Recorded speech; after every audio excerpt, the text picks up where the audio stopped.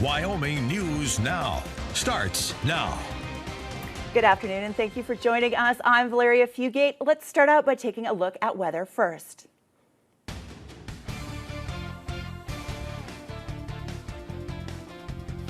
And it's been a nice and sunny day so far here today, but let's take a look at our current temperatures and see what we got going on around the area. 74 degrees here in Cheyenne, a little warmer in Scottsbluff, 73 over into Casper, and up in Buffalo it's just below 70 at about 69 degrees. We're a little cooler on the western edge of Wyoming as well.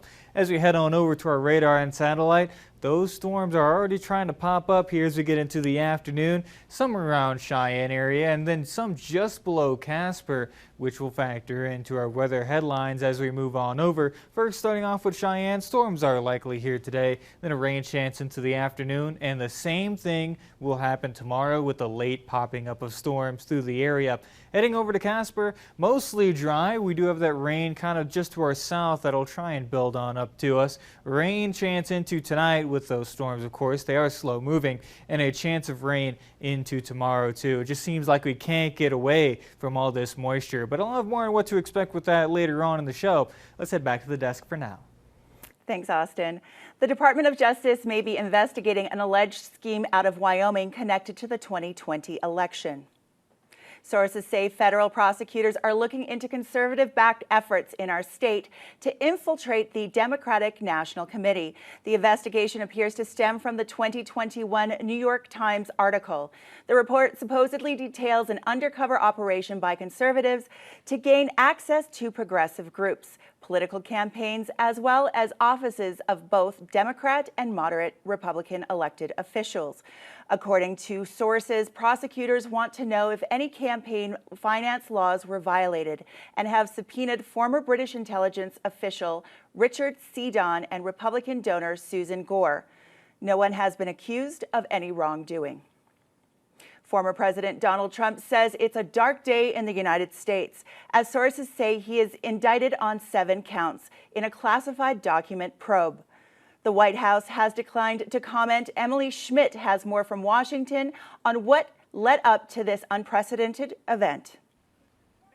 45th President Donald Trump owns many firsts. First to be impeached and acquitted twice, now indicted twice. I'm an innocent man. I did nothing wrong. The news is the result of months of federal investigations into mishandling classified documents as the former president moved from the White House to Mar-a-Lago. In January 2022, Trump sent 15 boxes of documents to the National Archives. That June, his attorney recovered 38 classified records.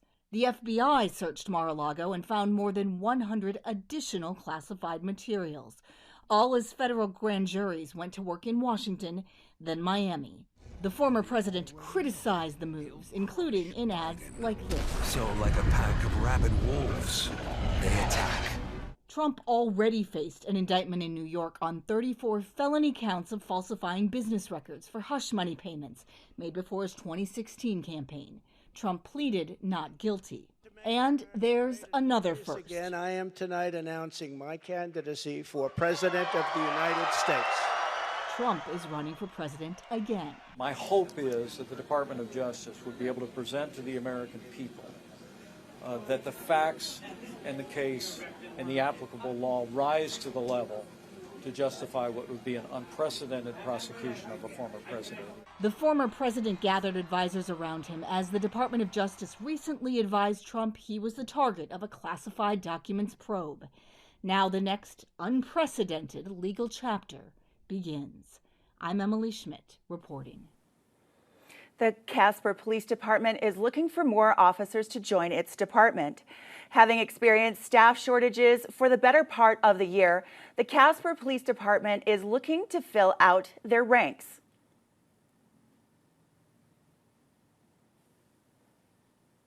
We definitely are still facing those shortages here in Casper. Any day of the week, we're from 10 to 20% down as far as sworn officers goes. It's pretty similar in our professional staff too. So we're always looking for police officers, community service officers, record keeping. We're definitely still experiencing that shortage. That's kind of what everybody's looking at. July 10th, there will be an open call where anyone can try the physical exam and get a head start on joining the department. About 10% of Wyoming's population suffers from food insecurity, and with summer right around the corner, the Food Bank of Wyoming is there to help those in need. The Food Bank of Wyoming says that there is an increased need in fresh and nutritious food, and they want to make sure that they are responding to the needs by ensuring its warehouses are properly stocked and ready. If a family does have a limited budget and they need to pay their rent and their utilities because they don't allow you to pay 70% of those, you have to pay the full bill, and you're looking at your food budget to be flexible, Food Bank of Wyoming and our partners are really there to be able to provide those nutritious, wholesome foods that your family might need. If you'd like to help, you can donate food to the local pantry or the Food Bank of Wyoming. Folks can also volunteer their time by helping to put together food banks for those in need.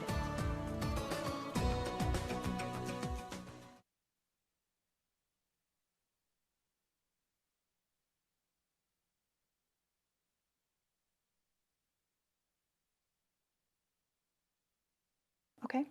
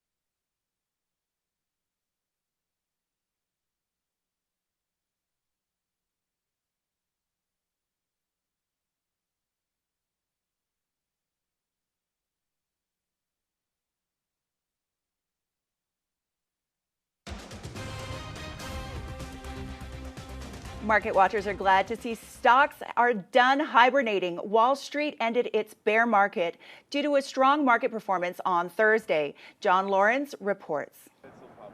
Wall Street is back to being bullish.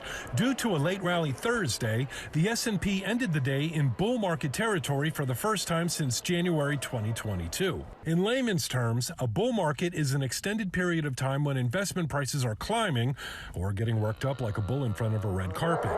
Analysts say this boost comes from major gains in tech stocks, the end of the debt ceiling crisis, and a string of recent strong economic readings. However, this bull market might be metaphorically skating on thin ice. Some market watchers fear this could be a short-lived rally, citing high costs as a big concern. Inflation is cutting into every single family in their budgets across the nation. And political tensions in Washington, D.C. could make the matter cloudy. We have to reach a spending agreement so that the needs of the American people can be reached. But right now, there is no activity happening in the Congress because of the extreme nature of the House Republican Conference. Some experts say the length of this bull market is also likely dependent on the Federal Reserve and its interest rate policy decision next week. Economists say if the Fed skips a hike next month, markets will likely keep climbing. I'm John Lawrence reporting. In other economic news, middle-income home seekers in the U.S. are having troubles finding a place to buy. The National Association of Realtors and Realtor.com say these consumers can't afford more than 3/4 of the listings on the market.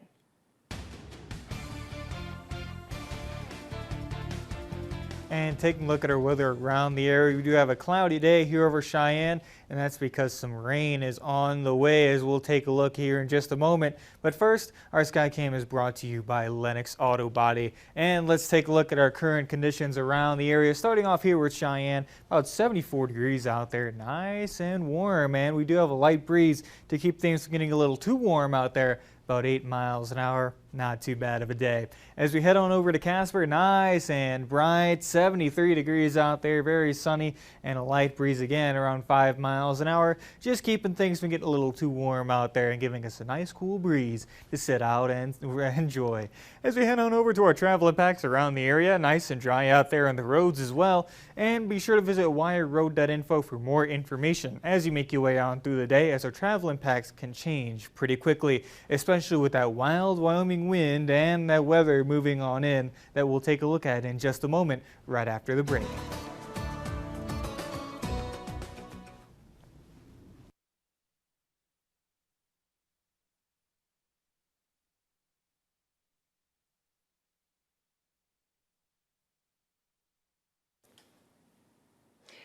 Do we want to float Cranston? Hello? In the D block. Okay. Okay.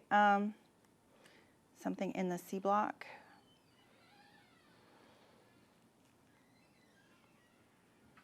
Alrighty, do we want to just move then the VOSOT of the forestry fires? Yeah, do you want me to do that? Okay.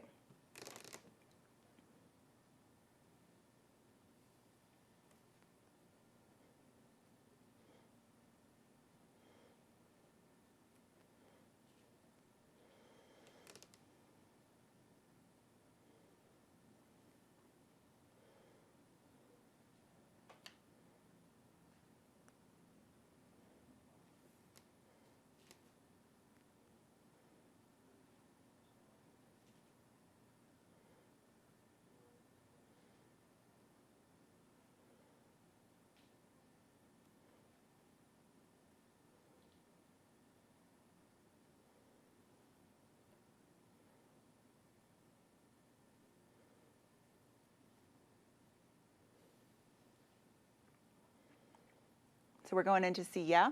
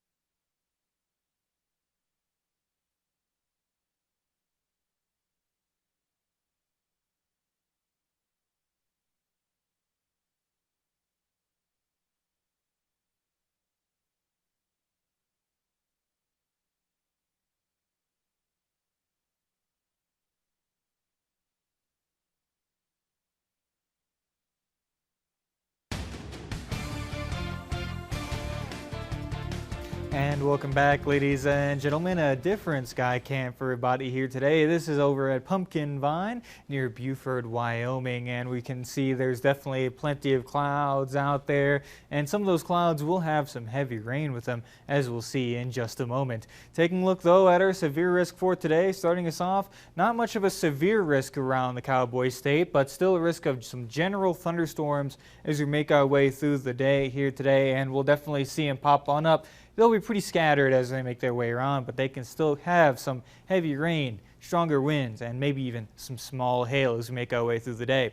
But starting off with our radar and satellite to take a look, we can see that we do have some showers and storms around the area, mainly here just to the south of Casper, just to the south of Rawlins, and then some near Cheyenne moving on across the border. And we're going to zoom in here on Cheyenne to take a better look. We can see that it's pretty small, but still some big lightning with that storm moving over I-80 here, and we could see some heavy rain with that. So take it nice and easy if you do encounter heavy rain on your way on the highway or just around the area. And then moving on over into Casper, we can see just to our south again some showers and storms moving on into the area. This one here's got a little bit of lightning with it too, and that could be dropping some heavy rain heading off towards the Casper area too. So watch out for some heavy rain as we make our way through the day here today. And that's why we're going to take a look at our storm safety again and just take a look at how we can stay safe, just in case any of these storms get a little strong. Let's pick an interior room on the lowest floors, a safe place just in case storms get a little too hectic for us. And when thunder roars, go indoors. Just because it's nice and clear outside doesn't mean you can't be struck by lightning. Lightning can travel for miles outside of a thundercloud, so be prepared for when thunder roars. As we head on over to what we can do right now, and in case of severe weather when it moves in, let's have multiple ways of receiving warnings. Our phone might be dead, or maybe we lose connection, or maybe our TV is tuned to a different channel. So it's always nice to have multiple ways to receive warnings and to stay up to date on our local forecast. That way we know when storms are in the forecast and where they're at in relation to us. Heading on to what we can do in the future and while we're driving, let's have a plan for severe weather. It's always nice to have a plan just in case, and let's take extra care while driving during a storm. As we saw, that one storm is heading over I-80, and then the one near Casper will eventually head over I-25. So that heavy rain could drop our visibility and make it pretty tough to see. So let's take it easy while we're driving during some storms around the area. And taking a look at our forecast highs, that rain isn't going to dampen our temperatures too much. A lot of 80s to our east and 74 here in Cheyenne. Up in Casper, pretty warm, 77 in Casper and 80s around there. So nice and warm in the Casper area, a little cooler off to the western edge of Wyoming. But those storm safety tips are going to come in handy for us because we have scattered showers and storms possible for the rest of our weekend into the new week ahead for most of the week. But we are going to have a little bit of dry time as we get later on into next weekend that we'll keep our eye on. Heading on over into Casper again, scattered showers and storms possible for our weekend and into next week, but we'll have a little bit more dry time in Casper. I'll have your full extended forecast for you in just a bit, but first, let's head back to the desk. Thanks, Austin. Poor air quality from wildfires in Canada is expected to stick around for some parts of the East Coast until at least the weekend. Winds are forecast to push thick smoke farther south into the mid-Atlantic starting tonight from Delaware to Washington, D.C. Karen Kaifa in Washington, D.C. looks at how things could get worse and what the U.S. is doing to help Canada. If you don't have to be outside, then don't be outside. More than 75 million Americans under air quality alerts as the U.S. steps up its efforts to assist Canada with fighting more than 400 relentless wildfires. Getting off the metro, I felt like I couldn't really breathe, catch my breath. I'm a little worried, I'm not going to lie. Forest rangers from New York State are joining a growing number of first responders heading up north. New York Governor Kathy Hochul says the rangers will leave Friday and will join the hundreds of firefighters the U.S. has already sent. We already have 600 American firefighters on the ground. And more may be ahead. On Thursday, U.S. Senate Majority Leader Chuck Schumer called on the Department of Agriculture to double the number of U.S. Forest Service personnel available to help in Canada. The best way to ensure the U.S. does not suffer another wave of wildfire air pollution is to contain these fires. The air is potentially harmful. It's spreading further south, reaching other major U.S. cities, such as Washington, and it's expected to stick around through the weekend. Experts advise limiting outdoor activities or moving them indoors. In New York, schools are going remote on Friday due to the pollution. It has an immediate impact on people's health. irritation to the eyes, the nose, breathing, coughing. In Washington, I'm Karen Kafa.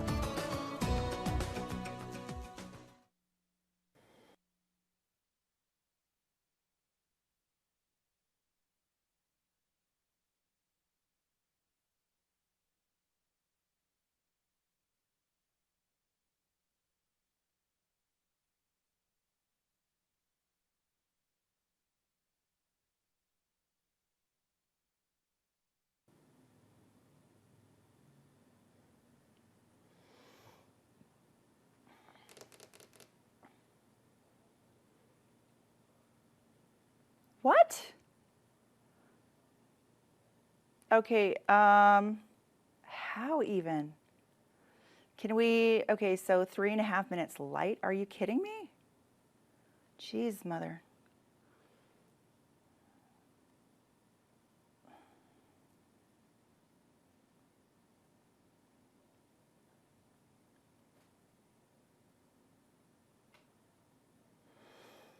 Okay, okay. So do we want to unfloat Cranston, unfloat RSV? And how long is the Ukraine? Okay,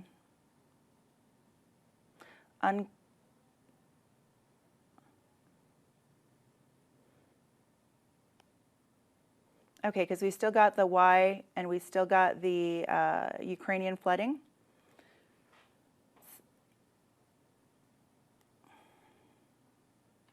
I don't care. Yeah.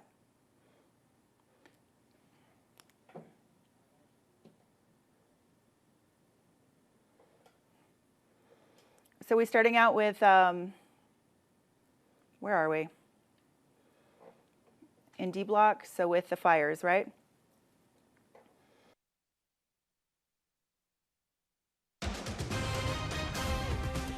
With all the smoke in the air, many are wondering when Wyoming's fire season will start. Luckily, we've had plenty of moisture, but in some areas of the state, we may have the opposite problem. A USDA forestry rep says the Medicine Bow Route National Forest and grasslands are experiencing high water levels. There's plenty of snow and high watersheds with the potential for flash flooding. This precipitation is welcome after years of drought, but people need to be careful with washed out roads when heading outdoors, especially in areas that have experienced burn scars from previous fire seasons. Experts say that 512 Road past Rob Roy Reservoir and Rambler Division towards North Platte may still be washed out. Experts say to also keep an eye out for snowdrifts that are still in higher elevation areas. There could be something that we haven't found yet or just occurred the night before around the next corner. So keep your speeds low and be aware for those kind of hazards. But then number two, just check with your local ranger district or on our website before you head out to the forest. Voos says the precipitation can mean extra growth, but can also mean fuels for future fire. Bryan Cranston has announced that in 2026, he will take a break from Hollywood. The Breaking Bad star told British GQ in an interview published on Thursday that he has plans that do not include Tinseltown. Instead, Cranston says he hopes to be spending time with his wife, Robin Dearden, in France. The actor is adamant that he will not be reading scripts or taking phone calls for possible work. He notes it will not happen tomorrow, but could occur in 3 years when he is 70 years old.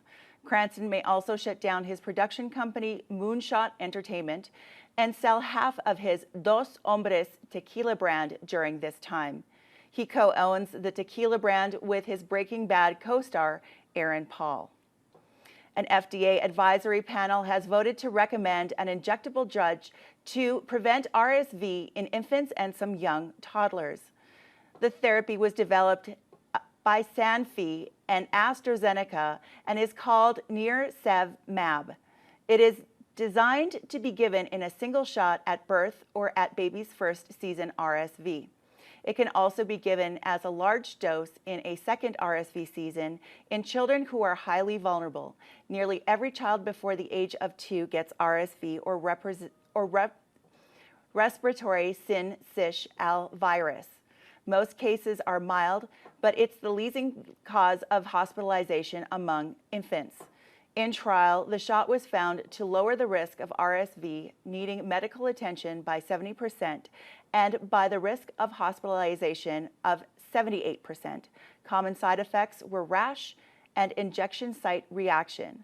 While the FDA isn't required to follow the committee's recommendation, it usually does.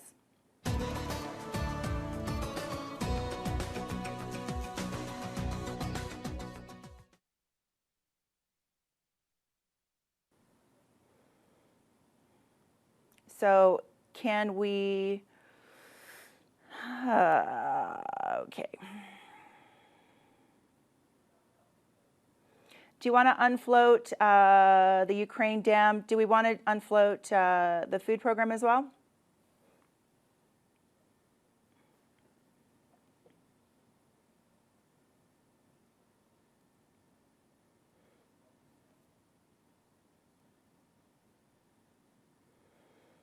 Okay, so how much time does that give us and leave us with?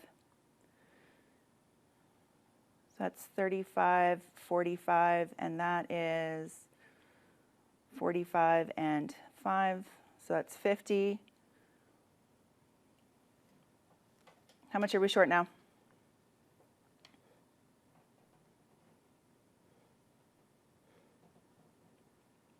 Perfect. Thank you.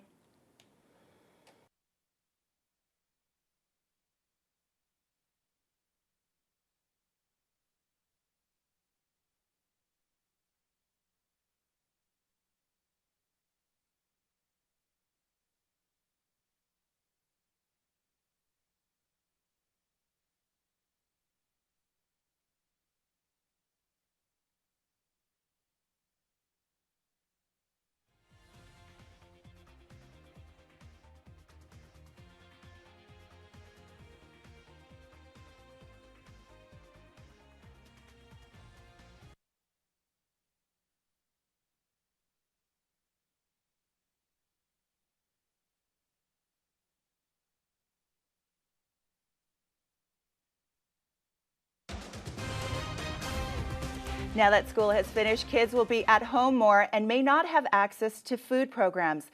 The YMCA is looking to fill that gap. Starting on June 12th, the YMCA will be beginning their summer food program in partnership with the school district. Kids 18 and under can go to the Y and eat lunch free of charge as well as other places around town. The summer food program will run until the new school year and starts. The Youth Development Director, Amanda Coings, says being able to provide kids with lunch means a lot. Being able to provide kids who maybe don't have parents at home to cook them lunch or have older siblings, to be able to come here and get at least one meal every day means a lot. That takes care of that food insecurity for them. Lunch for kids 18 and under will start at 11 a.m. to 1 p.m. The summer food program will run until August 25th. Ukrainian President Vladimir Zelensky, while addressing Ukraine's catastrophic dam collapse, told representatives of the World Environmental Protection Community on Thursday in an online video meeting, the disaster is Putin. Zelensky added Russian troops have not stopped artillery strikes where people are being evacuated. People who are rescuing and evacuating citizens are forced to flee from Russian fire. In the Russian-occupied part of the territory, where about a dozen settlements are flooded, no evacuation is being carried out at all. People have been staying on rooftops, trapped in water for 2 days, without drinking water, without food or medical care. We do not know the number of dead or injured yet, said Zelensky. This man-made disaster at the Nova Kahoka hydroelectricity plant is not a natural disaster or a manifestation of the climate crisis. The disaster is Putin. What he does, what he personally orders to do. And taking a look at our sky cam here today, we can see some rain over the I-80 summit. So we got to take it nice and easy if we're driving out there and it starts to rain down pretty heavily. As we take a look at our Elk Mountain cam though, it's a little different, not quite wet over there. But as we take a look at our extended forecast, scattered showers and storms are going to be around us here for the week ahead and our weekend too. And heading on over to Casper, a little bit of dry time there, but still scattered showers and storms for the weekend and new week. Same thing all the way from Laramie to Scottsbluff and over from Sheridan Douglas too. Carl, I have more for you tonight. Have a good one.